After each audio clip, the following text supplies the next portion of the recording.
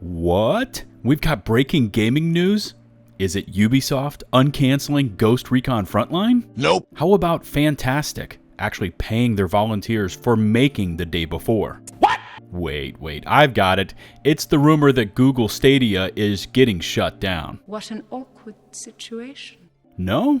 Well, then it must be that Outriders just came out with the mega-est of patches the game has ever seen. Yes! Yes! What's going on, everybody? It's LtBuzzLitebeer, and I was streaming Outriders yesterday when this epic two-part patch went live, so I got to test some of it out and get viewers' thoughts and feedback in real time, and there is a metric crap ton of changes included in this wall of text. But before we take the plunge into this one, make sure to smash that big, beautiful subscribe button for more intensive Outriders coverage, and don't forget to ring the bell to stay up to date on all my latest uploads. Let's go.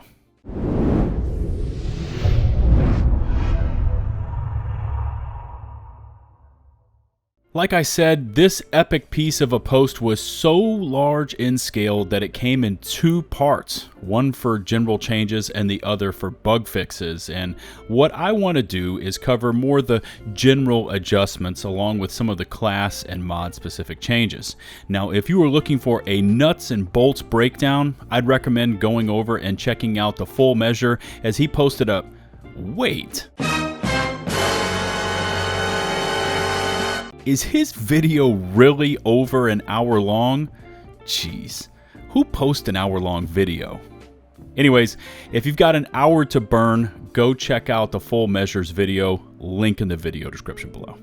Now for my video, I will of course also include a link to both Reddit posts in my video description, but again, I wanted to stress that my video will be more general thoughts and ideas as to what I see in these changes. So, first up is the QOL changes, or quality of life, and item locking and quick mark are now functional. Can we get an amen?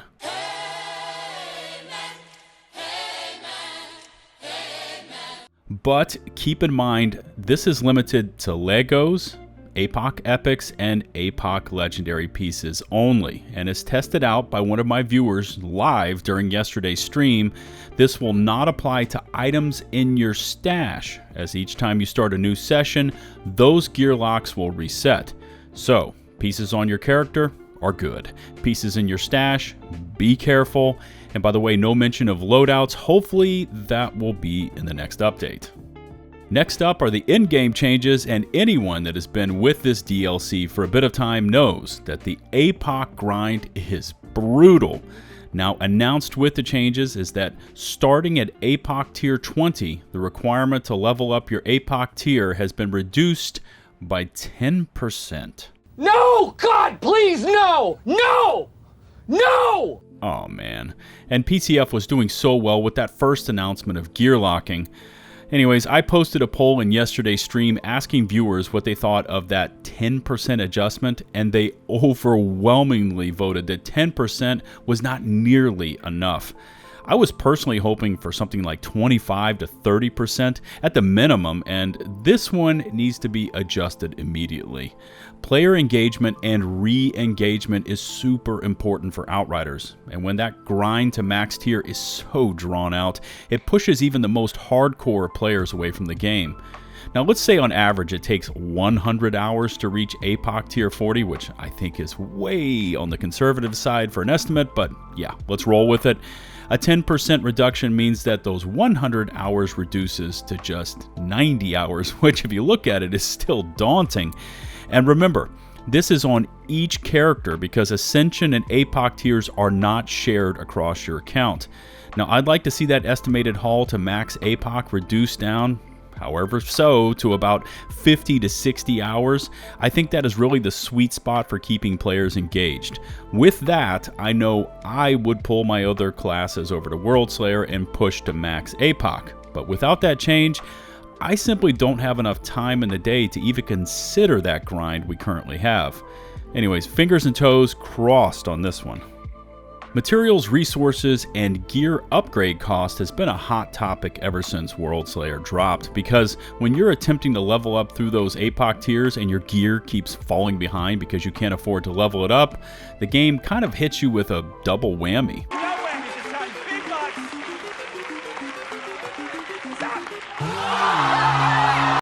And for this, we've now got 3 changes, which are all good.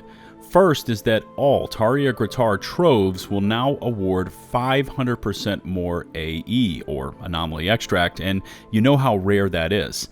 Second is that starting at level 50, all upgrade costs will now require 5% less AE, or anomaly extract, which is kind of a minor adjustment, but we'll take it. And finally, starting at Apoc Tier 11, which by the way is early in your playthroughs, the increased chance for Apoc variant gear has been increased for each Apoc tier as you continue to rank up. And that's what it's really about, right? Apoc gear, because with the introduction of Worldslayer, all other gear has been rendered useless. So for us, it's really a triple win of sorts. More anomaly extract rewards are possible through those chosen encounters, less crafting costs for upgrading your gear, and better chances of Apoc gear drops that increase as your Apoc tier increases. Almost through these in-game changes now, and the notes include some basic but necessary adjustments to expeditions, which, by the way, I still enjoy blasting through. Anyways, number 1. The loot gained versus time investment should now feel more on par with trials. Good. Number 2, loot should now drop in greater amounts of epic and legendary items and fewer rare items, also good, but this still needs more attention, and more of that in a second. And number 3, anomaly extract farming should now feel more viable to do in expos, which is excellent news, because you've seen my previous videos and how rare this lifeblood material of the endgame truly is. Okay, so back to point number 2 and the greater amounts of epic and legendary gear, which, yeah, sounds great, but what is not included is the move to Apoc tier epics and Legos. Expos are still plagued by subpar loot drops. Finish off Yagok, get crappy non-Apoc gear. Most expos still hit you with non-Apocs, and all of this needs to be adjusted. Great concept here, great verbiage, more loot, higher tier loot, and more AE, but without a 4th adjustment to Apoc tier gear, these changes are just simply overshadowed. Let's keep this going. There are also a ton of class and individual game bug fixes, and you know how much we hate bugs. Now, normally this is where the patch notes would finish up, but hey, the party's just starting, as there's an entire second post to go through. Again, links to both of these posts in my video description and pinned comments below, and you should really check these out for yourself. But I'm going to do my best to touch on a few of them that I thought were significant, and I encourage you to leave your thoughts in the comment section below about any or all of these. Anyway, let's kick this off with Devastator, which got a boatload of mod and class changes. Now, many of these were installed to make it so you can't store billions of anomaly power and then one-shot bosses, which I agree with. But 2 that really hit my current dev build were Despair and the Paladin Champion node changes. Now, Despair was always super popular due to the immense damage buffs it applied, but no longer. Despair has had its anomaly damage multiplier reduced from 100% down to just 30%, which is gigantic. Now, the modification to the Paladin node was actually really cool, and that the text has had the protection keyword removed, so now the node will activate just on skill activations instead of popping Golem or Reflect bullets. Now, there's many more individual mod changes and adjustments to gear sets listed here as well. Again, check them out for yourself. Techno got the fewest changes. There's some individual mods, some gear set changes, and by the way, if you rocked the Flame Leopard gear set, your gear change had the most awesomest of awesome quotes of the entire patch notes. I'll let you check that one out for yourself, but the thumbnail for this video was based off that quote. But by far the nastiest change, and I don't mean to the positive, was to the Lethal Devices Pax Tree node. Sure, it looks very innocent, and that a 0.2 second cooldown has been added to the secondary effect.